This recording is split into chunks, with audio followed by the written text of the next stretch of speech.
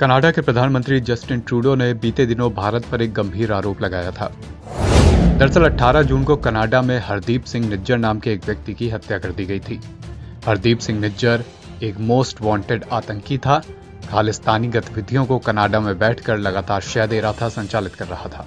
निज्जर की हत्या पर ट्रूडो सरकार घिरने लगी तो ट्रूडो ने अपना पल्ला झाड़ने के लिए भरी संसद में यह बयान दे दिया कि निज्जर की हत्या में भारत की तमाम एजेंसियों का और भारत के एजेंट्स का हाथ है।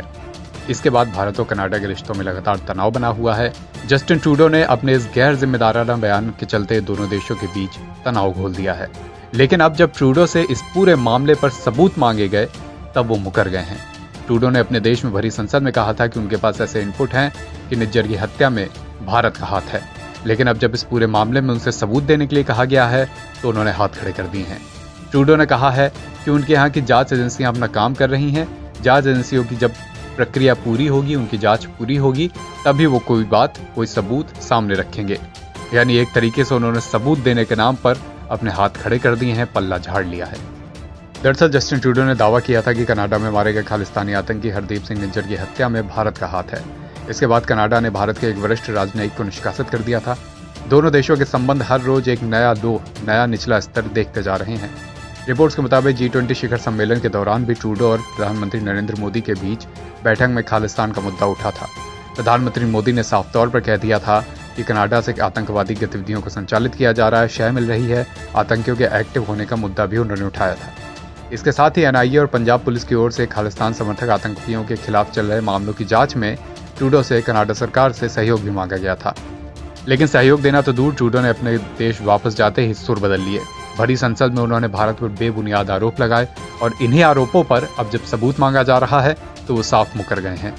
वहीं भारत ने एक के बाद एक ट्रूडो के सामने तमाम सबूत रख दिए हैं, जिससे साबित होता है कि कनाडा की धरती से खालिस्तानी एजेंडे को लगातार बल दिया जा रहा है और कनाडा सरकार इस दिशा में इसको रोकने के लिए कोई कदम नहीं उठा रही।